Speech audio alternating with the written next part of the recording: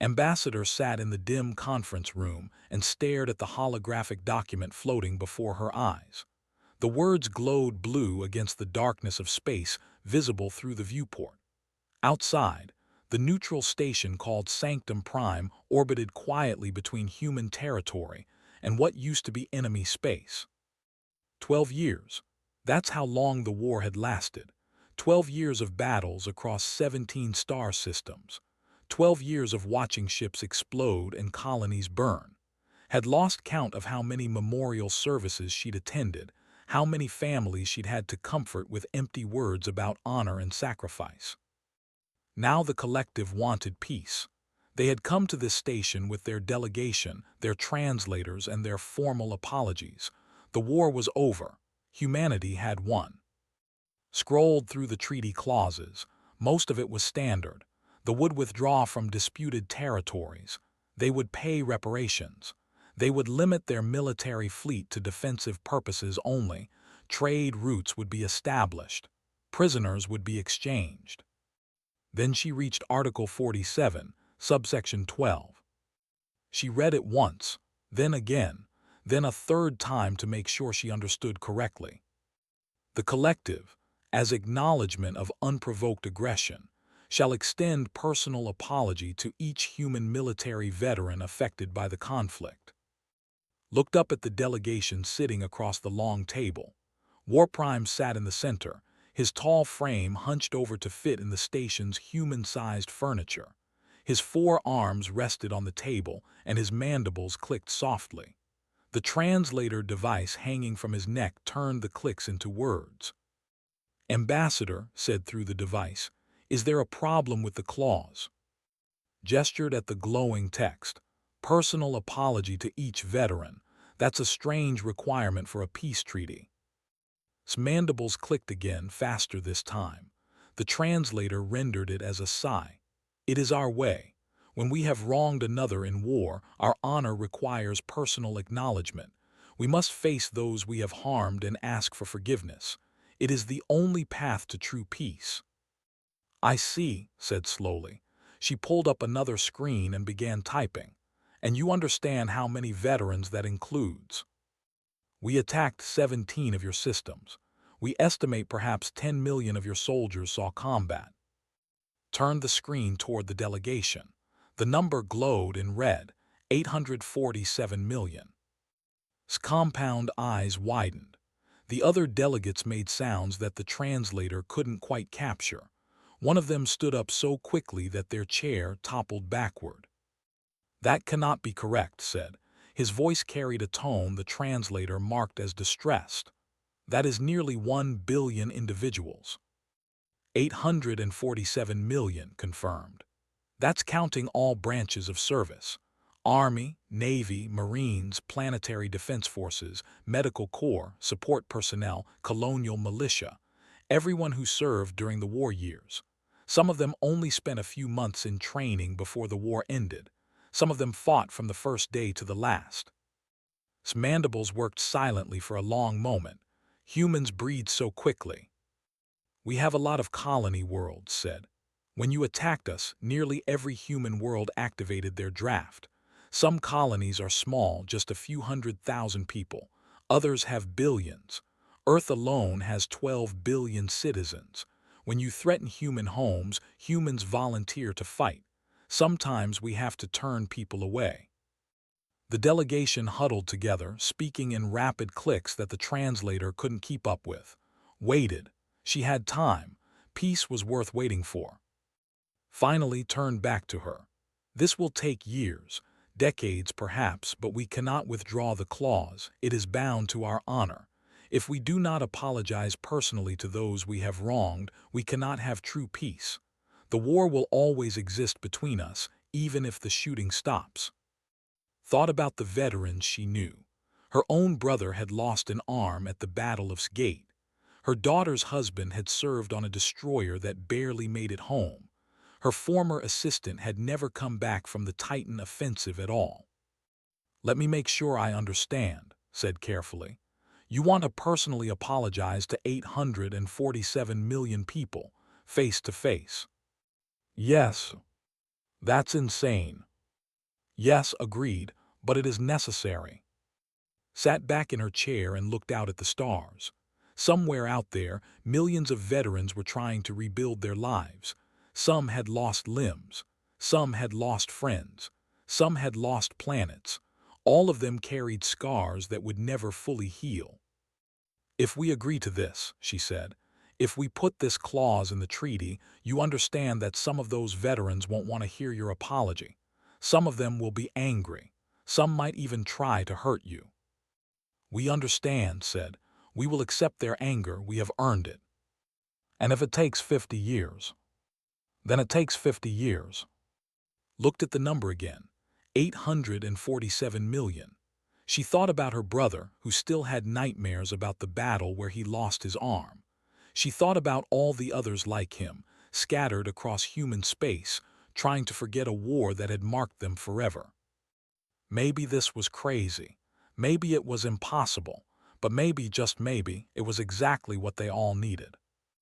I'll take this to Earth, said. I can't promise they'll accept it. This is unlike anything in our diplomatic history. It is unlike anything in ours as well, admitted. We have apologized to enemies before, but never to so many, never on such a scale. When we began this war, we did not understand humanity. We thought you were like us. We thought you had a warrior caste and a civilian population. We did not realize that when threatened, every human becomes a warrior. We're full of surprises, said dryly. 3 weeks later, the treaty came before the United Earth Council. The debate lasted for days. Some counselors thought it was a trick. Others thought it was unnecessary. A few thought it was exactly what humanity needed. In the end, the Veterans Affairs Committee made the decision. They sent out a poll to every registered veteran who could be reached. The question was simple. Do you want them to apologize to you personally? 68% said yes. 22% said no. 10% said they didn't care. The treaty was signed on a Tuesday. Ambassador and War Prime put their marks on the document, while cameras from 100 worlds broadcast the moment across the galaxy. The war was over. The apologies were about to begin. News spread quickly through the galactic community. Other alien species watched with curiosity and confusion. The proud, known throughout the galaxy for their military strength and rigid honor codes, were going to kneel before their defeated enemies and beg forgiveness. Some species found it amusing. The Tellarian Consortium ran betting pools on how long it would take. The smart money said they would give up after the first million apologies. Some species found it disturbing. The Federation issued a formal statement saying that victors should not humiliate the defeated, that such requirements were cruel and unusual. Humanity didn't care what other species thought. They prepared to receive their former enemies. On Earth, the Veterans Administration began coordinating the logistics. They created databases, scheduled appointments, arranged transportation for veterans who couldn't travel easily. They set up meeting centers in every major city and established protocols for safety and security. They prepared their own way, announced that he would personally deliver as many apologies as physically possible. He assigned his ship captains to different sectors of human space. He trained his warriors in human customs, taught them to recognize human emotions, made them memorize human words of contrition. We will do this right, he told his people. We will face what we have done. We will look into the eyes of those we tried to kill, and we will ask for their forgiveness. Some will give it, some will not, but we will ask. 6 months after the treaty signing, the first ship arrived at Mars Colony. War Prime himself walked down the ramp onto the red soil. A crowd of humans waited for him. Some held signs welcoming peace. Others held signs demanding justice. Security forces stood ready in case things turned violent. Walked to the first veteran on his list. Master Sergeant Maria Santos, retired, age 47. She sat in a hovering wheelchair, both legs lost in combat. She had agreed to this meeting, but her face showed no emotion as the tall alien approached. knelt before her. His 4 knees touched the Martian dust. He bowed his head until his mandibles nearly scraped the ground. "I am War Prime," he said through his translator. "I commanded the fleet that assaulted Titan Station. You were there. You fought to defend your home. I gave the orders that led to your injuries. I took your mobility. I took your peace.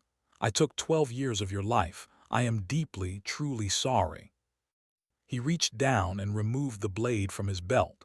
It was a clan blade, forged in the fires of Prime, carried by his family for 6 generations. He placed it on the ground before Santos.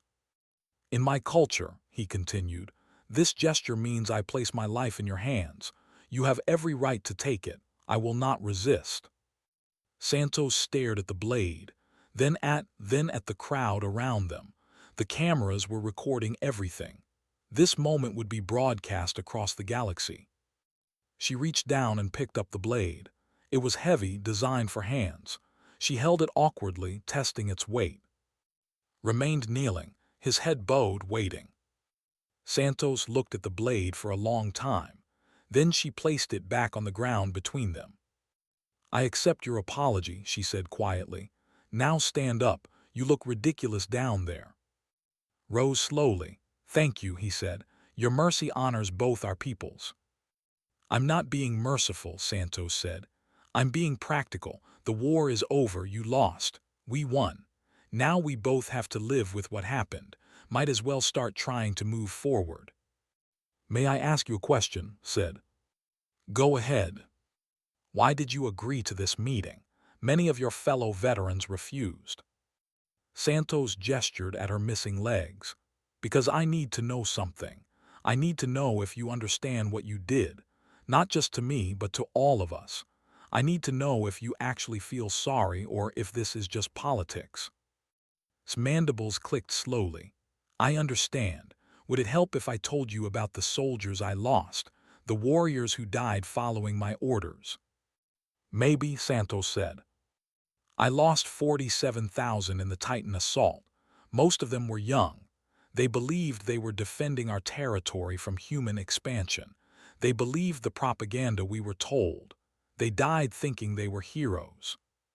"Were they?" "No," said simply. "They were victims of our leadership's lies, just as you were a victim of our aggression. We were wrong. We started this war based on false intelligence and prideful assumptions. And now thousands of my warriors are dead, and hundreds of millions of your people carry scars. I am sorry. I will be sorry for the rest of my life." Santos nodded slowly. "Okay," she said. "Okay, I believe you." They talked for 3 hours. Told her about culture, about the political pressures that led to the war, about the moment he realized humanity would not surrender as predicted. Santos told him about her daughter, born 2 years after she lost her legs, named Hope because she needed something to believe in. When finally left to meet the next veteran on his list, Santos called after him. "War Prime." He turned back. "Thank you for coming, and good luck. You've got 846,999,999 more to go."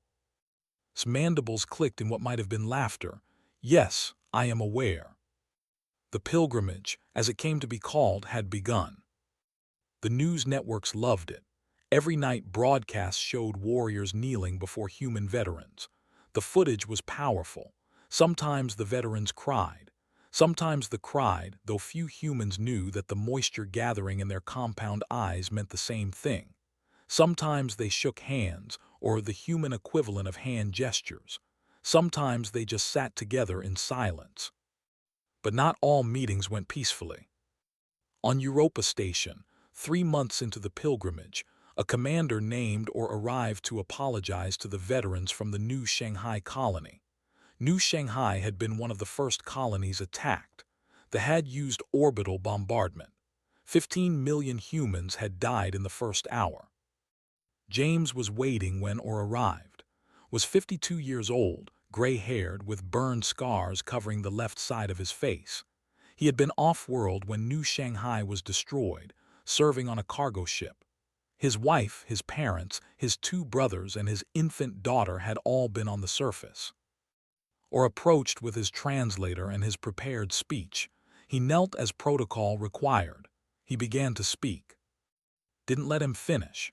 He launched himself forward with a roar of rage and grief that had been building for 12 years. His fist connected with Or's mandibles. Security guards rushed forward, but Or raised all four arms in a gesture that stopped them. No, Or said through his damaged translator. Let him, I deserve this. Hit him again and again. He screamed words that weren't coherent, just raw pain given voice. The other veterans watched in silence. Some looked uncomfortable. Others nodded in understanding. Finally, strength gave out.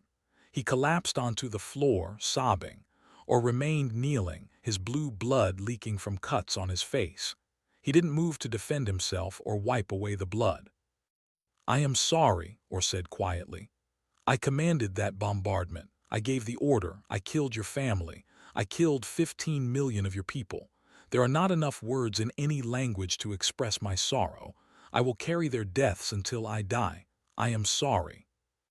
Looked up at him through tears. Sorry doesn't bring them back. No, Or agreed. Nothing will bring them back, but I need you to know that I see what I did. I understand what I took from you. You are not just a number in a casualty report. You are a man who lost everything, and I did that to you. Wiped his eyes roughly. Why did you do it? Why did you kill them? Because I was told they were a threat. Because I was told humans were expanding too quickly, taking resources that belonged to others. Because I was a fool who believed what my superiors told me without questioning. I cannot undo my actions. I can only promise that I will spend the rest of my life trying to ensure nothing like this happens again. Sat on the floor for a long moment. Then he stood up slowly. He looked at Or, still kneeling, still bleeding. I can't forgive you, said. I don't think I'll ever forgive you. I understand, Or said. But I accept that you're sorry. That's all I can give you. That is more than I deserve, Or said. Thank you. The incident was recorded by station cameras. It spread across human space within hours. Some people were angry that Or hadn't defended himself. Others praised his restraint. The debate raged on forums and news channels. But among veterans, a different conversation was happening. They understood his rage. They understood his pain. And they respected that Or had accepted it without fighting back. War Prime himself visited a week later. They talked for 6 hours in a private room. No cameras, no translators except the one around his neck.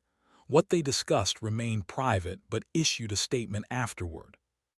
They can't fix what they broke, but they're trying. That's more than most enemies ever do.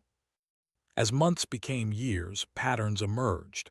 They learned that different humans needed different things. Some wanted formal apologies with witnesses.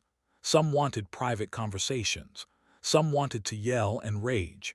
Some wanted to talk about anything except the war. Kept a journal. He recorded every apology, every conversation, every reaction. He wrote about the veteran who spit in his face and the one who invited him to dinner. He wrote about the woman who showed him pictures of her dead husband and cried on his shoulder. He wrote about the man who challenged him to a game of chess and beat him 3 times in a row. Other commanders kept similar records. They shared them with each other, learning from each meeting. They discovered that humans grieved in thousands of different ways. Some grew quiet, some grew loud, some wanted vengeance, some wanted peace. They changed.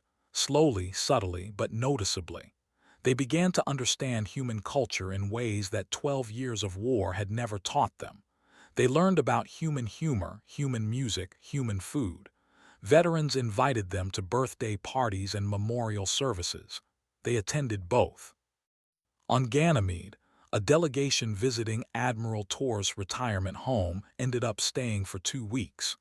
The admiral was 89 years old and had served in 3 different wars before the conflict. He treated the apology like a teaching moment. You want to know what war really is? Torres asked them. It's not the battles, it's not the glory. It's the 20-year-old kid who steps on a mine and spends the rest of his life in pain. It's the mother who gets a flag instead of her son. It's the civilian who loses everything because someone far away made a political decision. You came here to apologize. Good, you should. But more importantly, you need to remember. You need to take what you learn here and make sure your people never forget what war actually costs. They listened, they learned, they remembered. Tors taught them to cook human food. His specialty was something called lasagna. They couldn't eat it because of biological incompatibilities, but they learned to make it anyway. Tors said that cooking for others was one way humans showed love and care. They took notes. They learned about human holidays. Earth had hundreds of them, and every colony had added their own. They were invited to Veterans Day ceremonies on Mars, where humans gathered to remember the fallen. They stood in respectful silence while names were read aloud.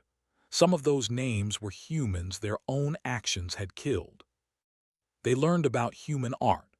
Veterans showed them paintings they'd made, songs they'd written, poems they'd crafted about their experiences. They were surprised to learn that humans process trauma through creativity. One veteran had built an entire sculpture garden dedicated to fallen comrades. Another had written a symphony. The galaxy watched all of this with growing fascination. Other species began sending observers to document the pilgrimage. Academic papers were written. Philosophers debated its meaning. The Tellarian Consortium quietly closed their betting pools because it was becoming clear they would never give up. The Federation, which had initially condemned the treaty clause as cruel, issued a formal retraction. Their ambassador to Earth gave a speech acknowledging that they had misunderstood the situation. "This is not humiliation," she said. "This is healing. We should all learn from this." Some species began examining their own histories. The Dominion had fought a brutal war against the colonies 30 years ago. Millions had died. The war had ended, but the bitterness remained. Inspired by the human pilgrimage, they proposed something similar. They accepted. 2 years into the pilgrimage, Warprime had personally delivered 47,000 apologies. He looked older now. His carapace had dulled from its original glossy blue-black to a matte gray. He moved more slowly. His mandibles clicked with a slight tremor that hadn't been there before. His staff begged him to rest. He refused. "I gave the orders," he told them. "I commanded the fleets. I approved the strategies. I bear the responsibility. How can I ask my warriors to face what I will not?" He continued his journey through human space. Earth, Mars, Europa, Titan, Ganymede, Callisto, then out to the colony worlds. New Texas, Nova Scotia, Harmony, Independence, New Beijing, Port Elizabeth. Each world had its own veterans, its own stories, its own scars. On New Texas, a veteran named Sarah Mitchell showed him her prosthetic arm. It was advanced, nearly as functional as the original, but she said it would never feel quite right. They talked about adaptation and loss. She asked him about families. He told her about his own offspring, 3 juveniles who were growing up in a peacetime he never expected to see. "They asked me why I was going on this journey," said. "I told them that honor demands we face our mistakes, that true strength is not in fighting but in admitting when we were wrong." "That's a good lesson," Sarah said. "I hope they remember it. I hope all remember it." On Harmony, a veteran named Johnson showed his garden. He had taken up gardening after the war as therapy. Every plant represented something. Roses for his fallen squad mates, lilies for the civilians who died, sunflowers for hope. "This is my memorial," explained. "Every morning I come out here and I take care of these plants. It helps me remember that life continues, that beauty can grow even after terrible things happen." Asked if he could help, handed him a watering can. They worked together in silence for an hour, tending to growing things under the light of an alien sun. The journalists covering the pilgrimage began to notice something. The story was changing. It had started as a novelty, a strange treaty requirement that made for interesting footage. But now it was becoming something else, something deeper. One journalist, a human woman named Hayes, followed delegation for 6 months. She interviewed hundreds of veterans and dozens of warriors. Her documentary, The Long Road Home, won awards across the galaxy. In it, she asked a simple question: what is peace? The answers varied. Some said peace was the absence of war. Some said it was justice. Some said it was forgiveness. But the most common answer given by both humans and was this: peace is choosing to see your enemy as a person. 3 years into the pilgrimage, the galactic perspective on war began to shift. It wasn't a sudden change. It was gradual, like water wearing down stone, but it was real. The Confederation Council, which governed relations between the major galactic species, began drafting new protocols for ending conflicts. They studied the human treaty. They consulted with veterans and diplomats. They talked to and his warriors about what they had learned. A new clause was proposed for all future peace treaties: personal reconciliation efforts between combatants when possible and culturally appropriate. Not everyone agreed with it. The militant species thought it was too soft. The isolationist species thought it was too complicated, but enough agreed that it passed. The apology program launched.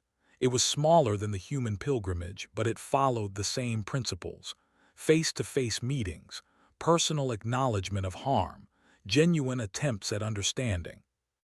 Other conflicts began to resolve. Small wars that had been frozen in bitter stalemate for decades suddenly found new paths forward. It turned out that when you forced former enemies to actually talk to each other as individuals rather than faceless opponents, things changed. Not always, not everywhere, but sometimes, and sometimes was better than never. Continued his journey. His warriors spread across human space, each following their own path of apologies. They learned human languages. They attended human schools to better understand the culture. Some married humans, creating the first generation of human children. The war had created enemies. The peace was creating something new. 5 years into the pilgrimage, with 312 million apologies completed, visited Earth again. He had an appointment at Arlington National Cemetery, one of humanity's oldest memorial sites. Thousands of human soldiers were buried there, spanning centuries of conflicts. A ceremony was being held. Humans and Together had proposed building a new memorial on the grounds. It would honor the fallen of both species from the war. The design incorporated elements from both cultures: human stone, engraving, and crystal singing. The singing crystals were a tradition. They resonated at specific frequencies that created harmonious sounds when wind passed through them. Each crystal was tuned to a different note, and together they created a melody that changed with the weather and the season. Admiral Torres was there in his wheelchair, now 94 years old. Sarah Mitchell attended with her daughter. Johnson brought cuttings from his memorial garden to be planted around the new monument. James came, standing apart from the crowd, his face still, his grief still visible. Spoke at the ceremony. His translator rendered his words for the assembled crowd and for the cameras broadcasting to the galaxy. 5 years ago, we came to you as defeated enemies seeking to fulfill our honor obligations. We thought we understood what that meant. We thought it would be a formal process, a diplomatic requirement to complete before moving on. We were wrong. You taught us that peace is not a moment. It is a journey. You showed us that healing requires time, patience, and the courage to face uncomfortable truths. Some of you have forgiven us. Some of you never will. Both responses are valid. We do not ask for forgiveness. We ask only for the chance to do better, to be better than we were. This memorial represents our commitment. We will never forget what we did. We will never forget what it cost. And we will never stop trying to build something good from the ashes of our mistakes. The memorial was unveiled. It was beautiful. The human stone work showed images from both cultures, scenes of peace and cooperation carved in granite. The crystals rose above it, catching the sunlight and filling the air with soft harmonics. People stood in silence, listening to the crystals sing. It was a song of mourning and hope, of remembrance and moving forward. It was, in its way, everything the pilgrimage had become. That evening, sat with Admiral Tors in the old man's room. They drank tea, a human custom had learned to appreciate even though it tasted odd to his alien palate. "How many more?" Tors asked. 535 million, said. "At current pace, another 30 years, perhaps longer. Many veterans are elderly now. Some die before we reach them. We keep a list of those we've lost. We honor them even though we cannot apologize to them directly." "You'll die before you finish," Tors observed. "Probably," agreed. "But others will continue. This has become bigger than any one warrior. It has become our people's purpose." Tors nodded slowly. "You've changed. Your entire species has changed. 5 years ago you were warriors playing at peace. Now you're peacekeepers who remember war. That's a hell of a transformation. Credit belongs to your people as much as mine. You could have rejected us. Many species would have. Instead, you opened your homes to us. You shared your pain and your hopes. You treated us not as defeated enemies, but as future friends who had to prove themselves worthy of friendship." "Some humans still hate you," Tors said. "Some always will. I know that is their right. We earned that hatred. But enough have given you a chance. Enough have chosen the harder path of reconciliation. I'm proud of my people for that, and surprised by yours. I didn't think you had it in you." His mandibles clicked in amusement.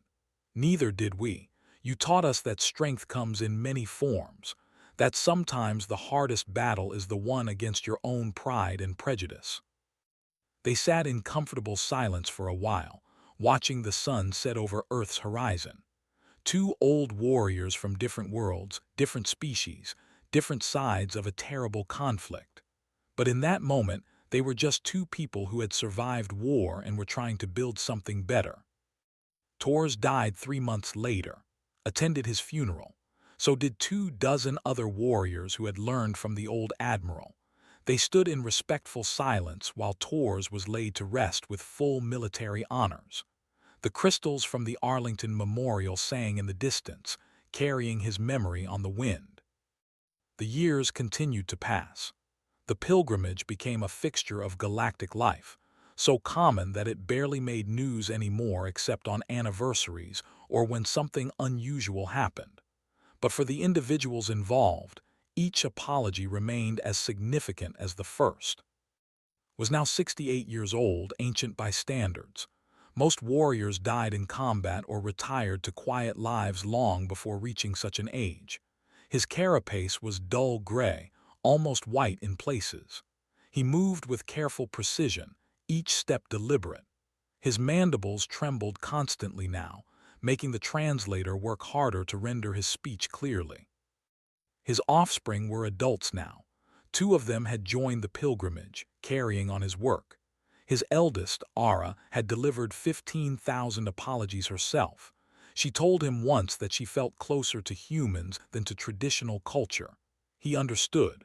An entire generation was growing up with human values alongside their own. The integration of cultures was accelerating. Human children learned clicking languages in school. Children learned human verbal languages. Mixed families were becoming common. The first fully bilingual generation was coming of age. Trade between humans had exploded. Crystal technology combined with human industrial efficiency created innovations neither species could have achieved alone. Joint research stations orbited both. Cultural exchange programs sent students in both directions. But the pilgrimage continued. It had become more than just fulfilling a treaty obligation. It had become a cultural cornerstone, a shared ritual that defined the new relationship between the species. Had delivered 89,000 personal apologies now. Each one was recorded in his journal, each one remembered. He could recall details from most of them, faces and names and stories that had become part of him. He was scheduled to visit a small farming colony in the Outer Rim. The colony was called New Hope, settled mostly by veterans who wanted to get away from the crowded inner worlds.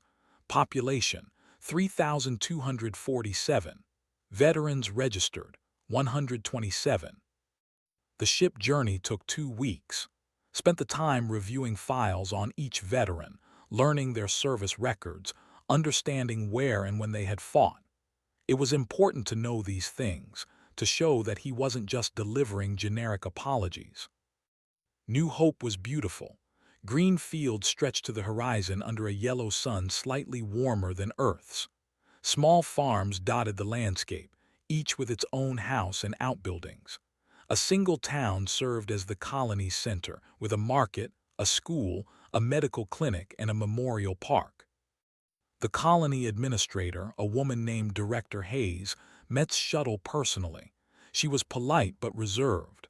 "Our veterans here chose this place because they wanted peace and quiet," she told him. "Some of them aren't happy about your visit." "I understand," said. "I will be respectful of their wishes." "Good, we've set up a meeting hall in town. Those who want to see you will come there. Those who don't want to won't be pressured. That's the deal." "That is fair." The first day, 67 veterans came. They ranged in age from their 40s to their 90s. Some came in wheelchairs. Some came with prosthetics. Some came with visible scars. Others carried scars that couldn't be seen. Knelt before each one. He spoke to each one individually. He listened to their stories and shared his own. Some meetings lasted 5 minutes. Some lasted hours. By the end of the day, he was exhausted but continued. The second day, 34 more came.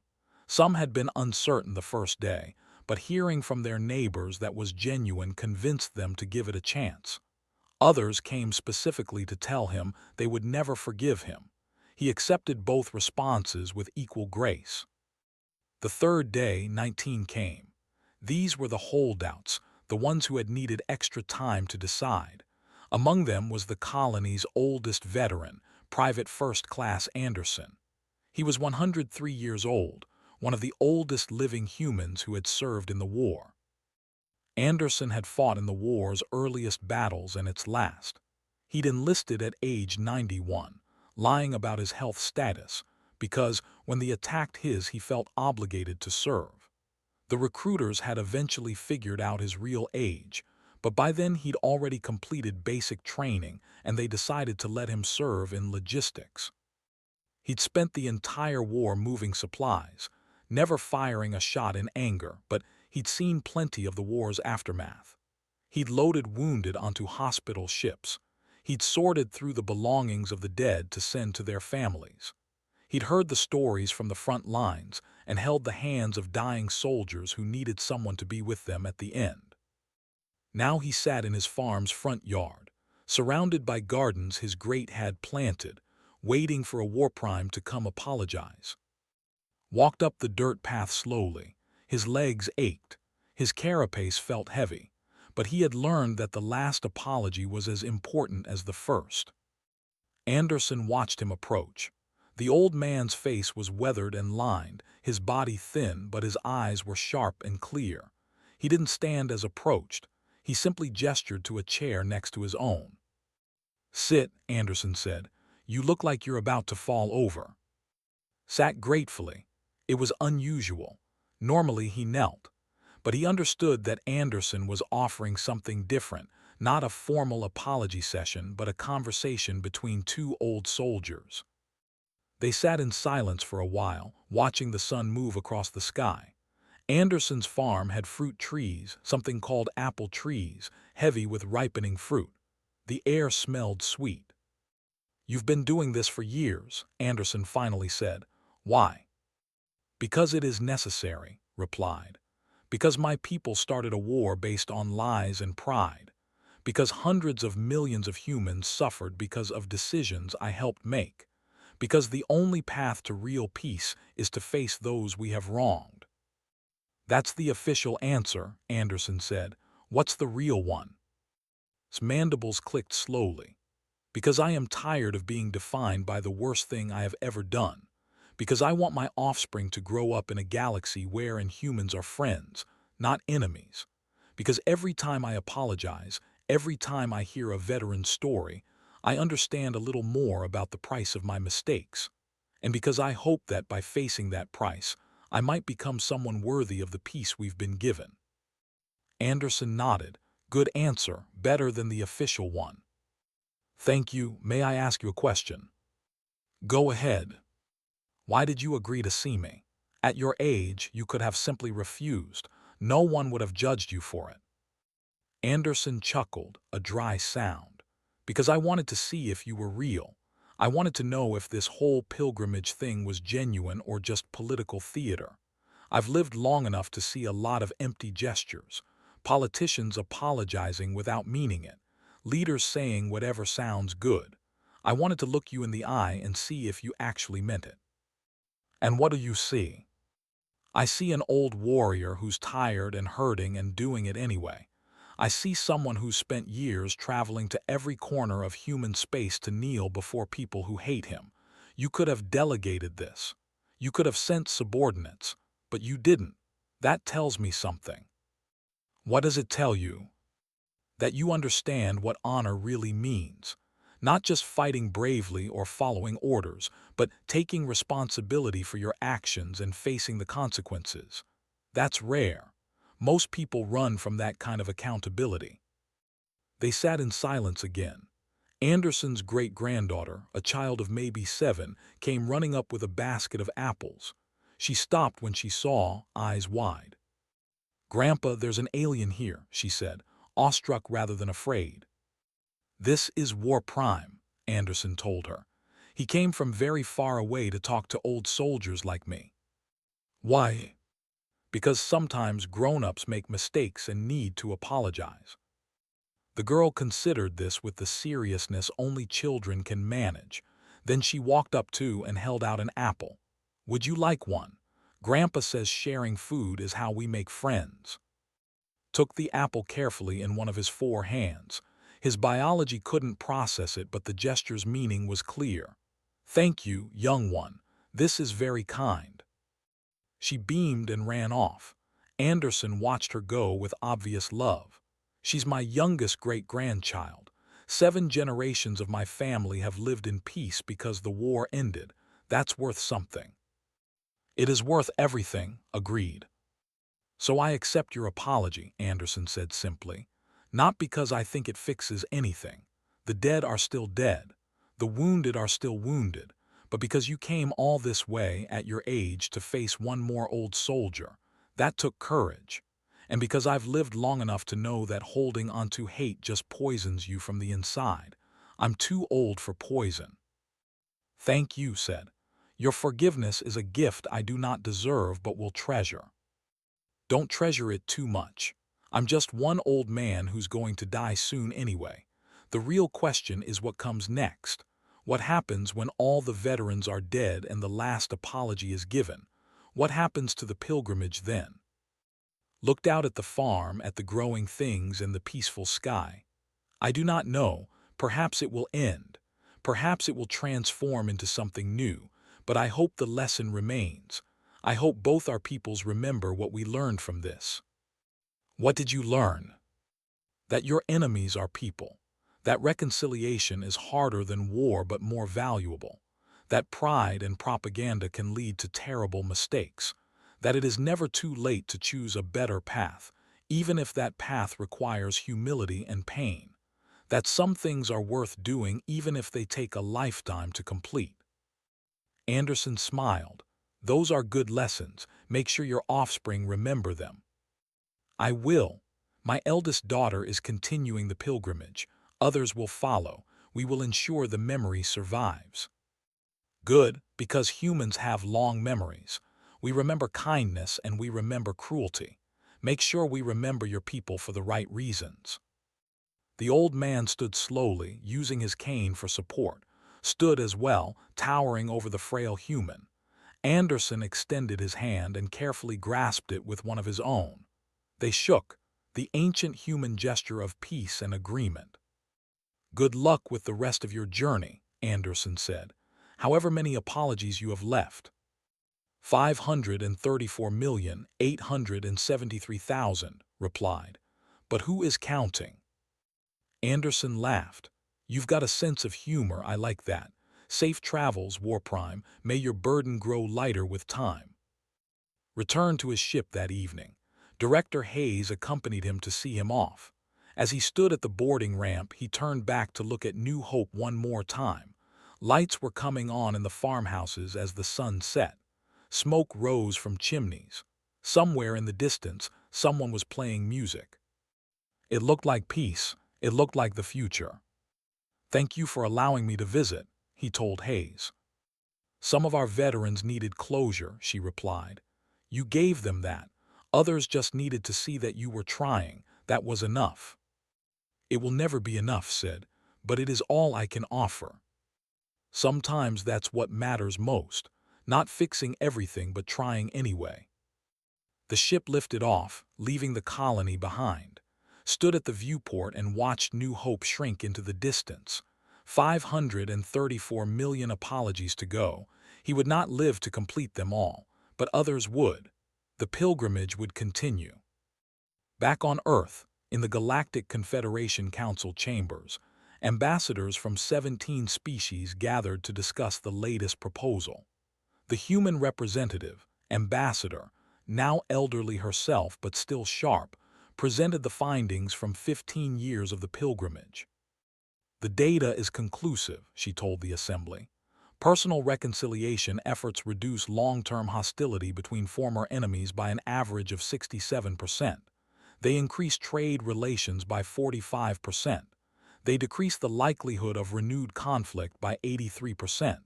But more than that, they create connections that statistics can't measure.